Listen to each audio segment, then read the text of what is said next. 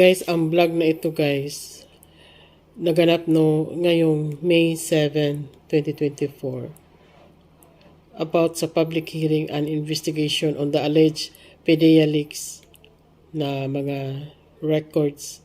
At kung napapansin nyo guys, nakikita natin dito. Teka sandali ha, bakit nag-blur dito?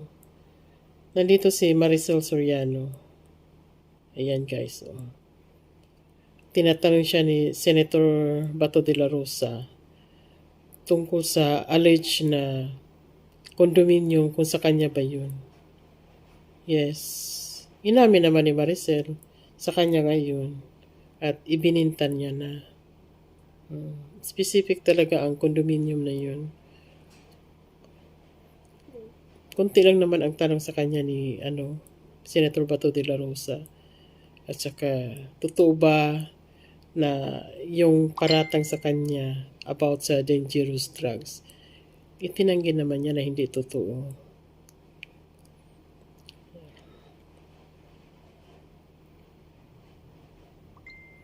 At meron siyang binasa dito na sulat na if ever mayroong katanungan sa kanya, lalong-lalo na dito sa Senado. Inamin talaga ni Maricel na nagulat siya, natakot siya, kasi first time niya na patawag dito sa Senado. Mabuti na lang nga at nandito si Robin Padilla, at least makaalalay sa kanya. Pero, sandali lang yung tanong sa kanya ni Senator Bato de la Rosa kay Maricel. The fact, yung hearing na ito, Maricel Soriano is not feeling well. Kaya after the inquiry, pinauwi na kaagad si Maricel para makapagpahinga daw. So, yan. Biruin mo, si Maricel Soriano na link sa ganitong investigasyon. Mayroon pa siyang kasama dito guys, pero for the record lang, ayaw kong banggitin. The highest government official in the country. Ayan. Bakit na-blur dito? Yan, si Maricel Soriano yan. Nagsasalita. Nagpaliwanag siya yung tungkol sa kanyang condominium na inaalid sa kanya. Ayan.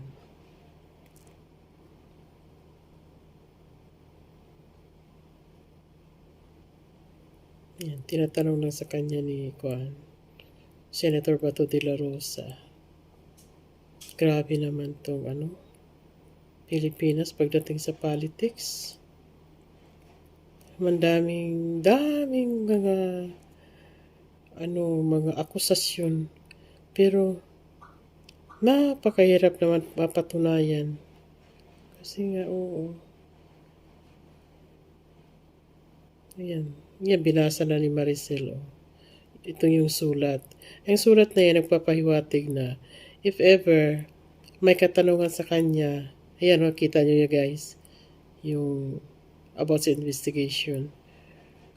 If ever daw may tanong sa kanya, especially kung dito sa Senado, ipaubaya na sa kanyang lawyer, siya na ang sasagot kung ano yung mga tanong at allegation nila kay Maricel. Yun ang nakatugon dyan sa sulat na binasa ni Maricel.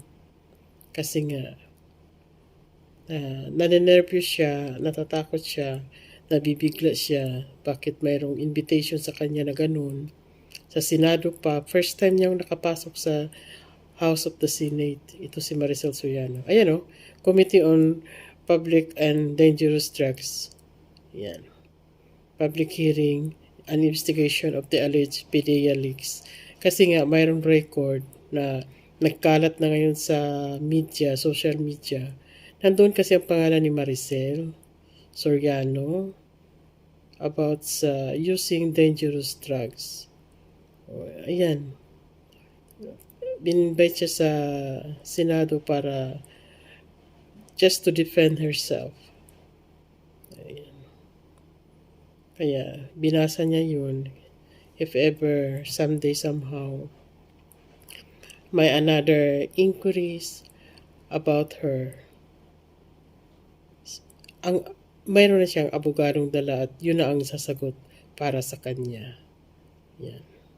Yun ang binabasa ni Maricel guys sa papel na yan. Nagpahiwatig siya ng kanyang saloobin. Tsaka maganda naman ang pagtrato sa kanya with high respect to Miss Maricel Soriano by Senator Bato de la Rosa. At saka andyan naman si Robin Padilla. Kaya that's all guys. Ito yung trending na naman ngayon sa Pinas. Maraming na-involved na mga high personalities dito sa Pilipinas. At after the inquiry guys, sinabihan si Maricel Soriano ni Senator Bato de la Rosa na makauwi na kaagad. Kasi nga, she's not feeling well. Okay guys. Abangan nyo lang guys dito yung ating mga instant na mga balita. Please don't forget to like and subscribe to my channel, Marim Vlog. Thank you!